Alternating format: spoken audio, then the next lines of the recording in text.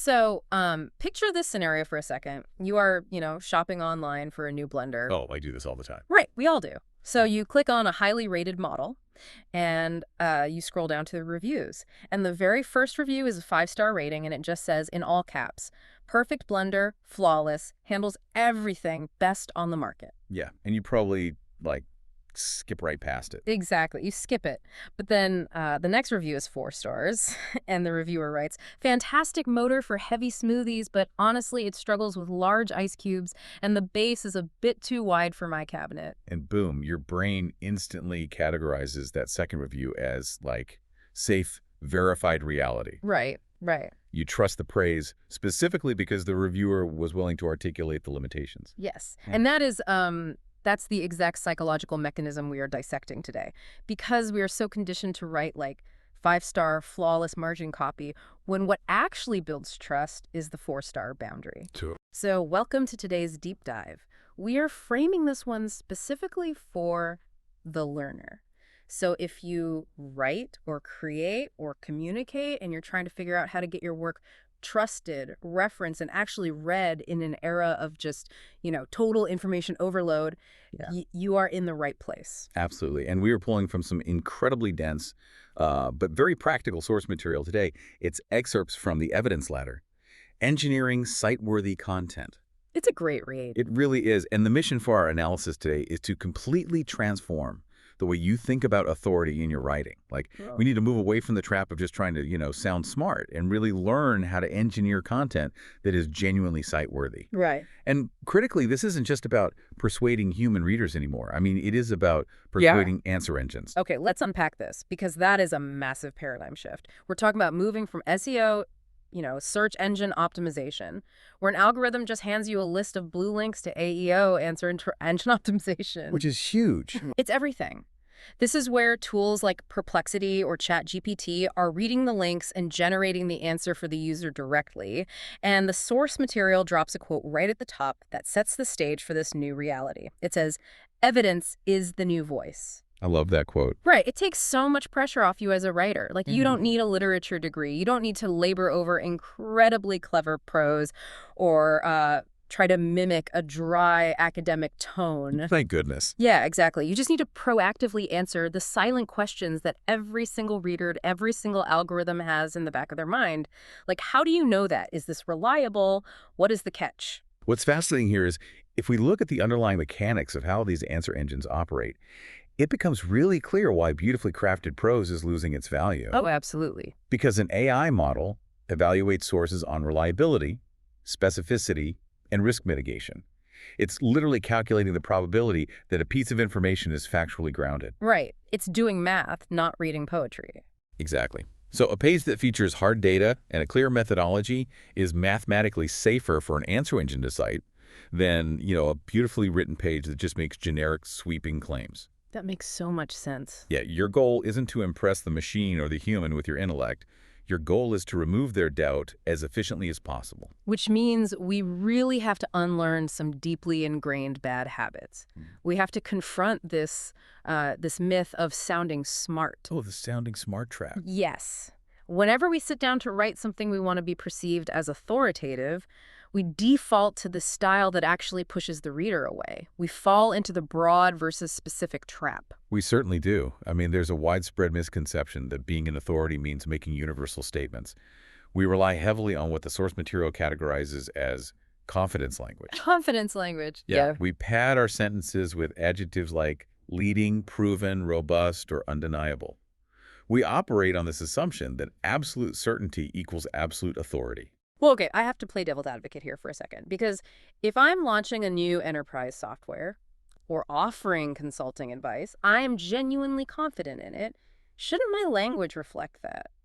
I mean, you think so, but... Right, because it feels incredibly counterintuitive to start adding caveats to my own pitch. If I tell a prospective client, our software is highly efficient, but it's going to struggle if your database is structured a certain way, doesn't that immediately weaken my argument? Like, aren't they just going to go to my competitor? Well, it weakens your argument if you are optimizing for a quick, uninformed sale. But it dramatically strengthens your position if you're optimizing for trust. Ah, okay. And modern algorithms are optimizing for trust. The source material gives us a fundamental rule to solve this tension. This is to replace confidence language with confidence structure. Confidence structure. Right. So consider how a large language model processes a sweeping claim like the proven leading solution for all businesses. He probably hates it. It does. Yeah. The model essentially views that as an unverifiable liability. It cannot mathematically verify that your solution works for all businesses in all scenarios. Therefore, serving that claim to a user is a high-risk action for the AI. It's like the answer engine is a highly paranoid liability lawyer. Yes. It just refuses to put its own reputation on the line by repeating your massive, unprovable promises. It reminds me of a slick car salesman who promises a car is perfect for literally everyone. It just instantly triggers our inner skeptic. That is a perfect analogy. The engine wants a specific page because a specific page is a safe page. And this introduces the most powerful tool in the text, which is the concept of boundaries. Boundaries. Okay, tell me about those. So boundaries are structural phrases like, this changes when, or this applies when. Paradoxically, by telling the reader and the algorithm exactly where your advice stops working, you validate your expertise in the areas where it does work. Oh, wow. Yeah, you demonstrate that you aren't just blindly cheering for a concept, Yeah. You have actually evaluated it critically against real-world constraints. So the boundary is the 4-star review. Exactly. It's the friction that makes the claim believable. Okay, so once we strip out the shiny confidence language and establish those boundaries, we still have to actually prove the claim. Right, you can't just have boundaries and no proof. Right. And that brings us to the core framework of the text, which is the evidence ladder. It's this systematic progression for building cite-worthy arguments. So let's look at how a writer actually climbs this ladder. Okay, so the baseline, the absolute minimum requirement is clear reasoning. This means moving beyond just making a statement and actually exposing the logical cause and effect, like this works because. However, an algorithm cannot easily measure good logic. What it can measure is the second rung of the ladder, which is specificity. You have to replace vague concepts with absolute numbers. Okay, so instead of saying you will see a fast return on investment, which is just, an empty token to an AI, you say most users see a positive return within 3 to 5 business days. Yes, exactly. And once you make a specific numerical claim, you must anchor it. That is the third rung. Authority anchors. Authority anchors? Yeah, these are light touch references to established industry standards or academic research. You don't need to bog the reader down, but you need to show you're building on a foundation of accepted reality. But borrowing authority only gets you so far, right? Right. Here's where it gets really interesting. Rung 4 is first-party data. So we're talking internal benchmarks, anonymized customer trends, bespoke surveys, and the source material drops a profound insight here. It says, if you produce the number, you become the source. That is the most critical leverage point in the entire framework. Honestly, most creators and companies completely ignore first-party data because of this massive limiting belief. Oh, yeah. They think it's too hard. Exactly. They assume they need a dedicated research department, a 6-figure budget, and some 10,000-person double-blind study to produce valid data. But the text aggressively dismantles this excuse. So what does it say to do instead? It states that you can build proprietary data assets in 30 days. Like a focused mini-survey of just 50 to 200 industry peers is infinitely more valuable than having zero data. Or even smaller than that, right? Yeah. Like a content experiment. You could say, we A/B tested these 2 email subject line formats across 500 users and observed a 12% variance. You just created data. You own that number. Yes, and when you own the number, you force the answer engines to route their responses through your domain. Shipping just one small proprietary benchmark makes you an internal trust anchor. Wow. And that anchor then radiates credibility out to your entire surrounding cluster of content. But I will say, simply having the data is not enough. Oh, of course. There's one more rung. Right, you have to climb to the final rung of the ladder, which is method. You must explicitly state how you evaluated the data, what your sample size was, and, most importantly, what you excluded from the study. Total transparency. All right, so let's say I've done the work. I have my specific numbers, my boundaries, my original first-party data, and my transparent methodology. Sounds great. But I'm visualizing this on a web page, and if I just drop all of that into a massive, dense wall of text, an answer engine is going to choke on it, right? Like, Yeah. it might be great evidence, but it's buried in prose. Oh, it will absolutely be ignored.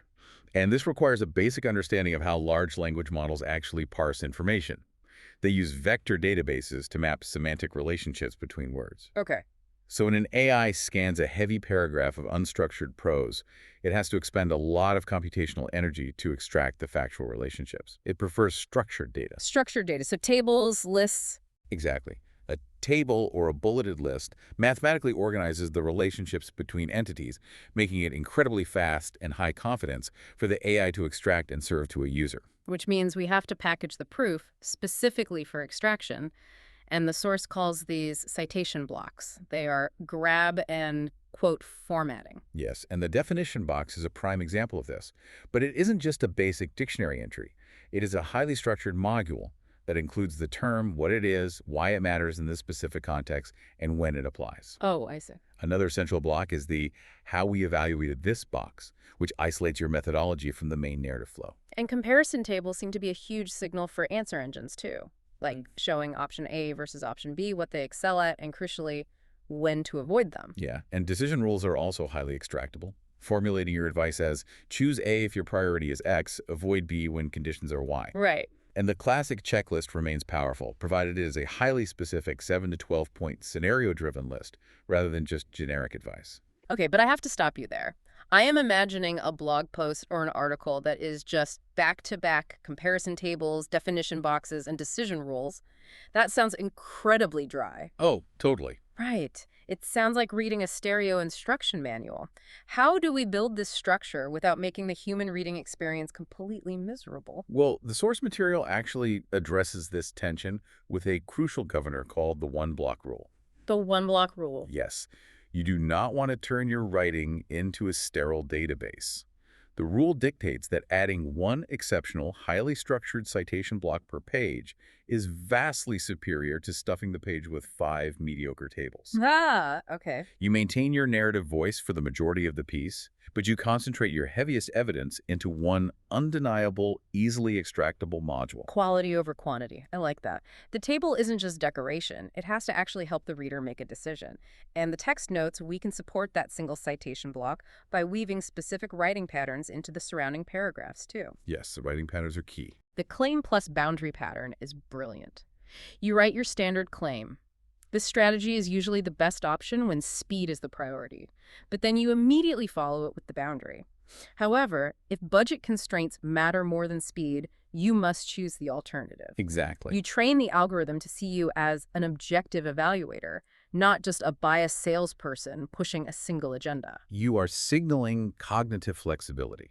You're showing the machine that you possess the nuance required to be a definitive source. So, okay, we have restructured our approach. We've climbed the evidence ladder to generate proprietary data, and we've packaged that data into clean, extractable citation blocks. We are doing great. Yeah, but before anyone hits publish, how do we objectively measure if we actually hit the mark? It's really easy to feel confident about our own writing, but we need a quantifiable audit. Well, the text provides a rigorous framework for exactly this purpose, and it's called the evidence score. The evidence score. Yeah. It is a 100-point scale designed to grade a piece of content before it goes live, and it's divided into 4 25-point categories. Okay, so let's say I am auditing my company's top 5 priority pages today. How am I grading them? The first category is specificity, right? So I am scanning the page, looking for vague timelines or ambiguous adjectives, and replacing them with hard numbers, ranges, and thresholds. If the page is specific, I give it 25 points. Exactly. And the second category evaluates boundaries. Did you actually include the friction? The friction, right? Are there explicit changes when and applies when statements that map the limitations of your claims? That earns another 25 points. Got it. The third is proof blocks. Does a page contain at least one strictly formatted citation block, like a comparison table, a structured definition, or a decision rule matrix? That's 25 points. And the final 25 points evaluate trust anchors. Did you include an external authority reference, a piece of first-party data, or a transparent mini-method box explaining your evaluation criteria? Okay, and the scoring benchmarks are incredibly clear in the text. If your page scores a 70 or above, it is considered credible. If it hits 85 or above, it crosses into being cite-worthy by an answer engine. Right. And if you achieve a 90 or above, you have engineered a trust anchor. That is the absolute gold standard. So what does this all mean? Because this scoring system brings up a massive pitfall that writers fall into when they try to manufacture authority. Ah, the oversighting issue. Let's do some myth busting. The most common instinct, especially for anyone who has been through higher education, is that more citations equals more credibility. Right, everyone thinks that. The assumption is, if my article has 50 footnotes, I must look like an absolute genius. Well, if we connect this to the bigger picture, and we look closely at how both human psychology and machine learning evaluate native authority, we realize why oversighting is severely penalized. Tell me more about that. Think about the physical experience of reading a sentence that has 3 superscript numbers attached to every minor claim. It forces a stutter in the reading flow. But the deeper issue is that it feels highly defensive. Defensive is the perfect word. It reads like the author is terrified of being challenged, so they're just hiding behind a fortress of other people's work. That is precisely how an algorithm interprets it as well. Excessive citation signals that you lack native authority. You are functioning merely as a router, pointing to other smart people, rather than possessing insight of your own. Wow, that's a huge distinction. Yeah, answer engines are looking for original sources, not aggregators. The functional rule is to anchor only your highly debatable or novel claims. We do not need a citation to prove the sky is blue. Right. You only need a citation if you are claiming that a specific chemical anomaly is causing the sky to appear a highly unusual shade of green. It goes back to building a confidence structure rather than a paranoid structure. You own the space you are writing about. Absolutely. Now, another critical failure point the source highlights is the danger of isolation. Isolation. Yeah. Imagine you do everything right. You build a flawless 95-point trust anchor page. It features a brilliant proprietary benchmark, perfect boundary statements, and a beautifully structured comparison table. But you leave it orphaned on your site. Oh, no. If that page has no internal links pointing to it from your broader content ecosystem, the trust cannot compound. It's like having the world's greatest, most knowledgeable local guide, but you lock them in a soundproof basement. Their expertise is functionally useless because no one can access it. Exactly. You must build the roads to the evidence. Every peripheral page in that specific topic cluster needs to route back to your central trust anchor. That internal linking architecture is how an answer engine calculates the overall weight and authority of your entire domain. Okay, we have covered a tremendous amount of ground here today, from the underlying mechanics of AEO to the psychology of boundaries. So practically speaking, what does a learner do with this tomorrow morning? Great question. Here is the action plan. Identify the 5 pages on your platform that you most desperately need to be viewed as authoritative. Run them through the evidence score. Strip out the sweeping confidence language and inject 3 decision rules that openly declare when your advice does not apply. Yes, that is crucial. Add just one highly structured citation block, like a methodology box, to each page. And most importantly, commit to shipping 1 piece of proprietary first-party data this quarter, even if it is just a 50-person survey. Because if you own the data, you own the answer engine response. To synthesize the overarching philosophy we have explored today, evidence is the shortest path to trust, and trust is the shortest path to citations. Beautifully said. The era of winning by having the most aggressive, clever marketing copy is ending. You establish true authority through clear claims, honest boundaries, and structured proof that a machine can easily parse and a human can instantly trust. We are abandoning the shiny-suited salesman who promises the flawless, universal solution, and we are embracing the honesty of the 4-star review. I love that. The friction is the feature. And, think about how this profound concept of boundaries applies far beyond the page. We have spent this entire deep dive establishing that openly admitting the limitations of your product or your advice paradoxically makes people trust you more. Right. So how might applying that exact same conversational humility, like openly articulating the limits and potential flaws of our own viewpoints, completely transform the way we argue, debate, and build trust in our everyday personal relationships? That is a great question to end on. It's a fascinating structural shift for content and maybe an even better one for how we interact. Think about it. See you next time.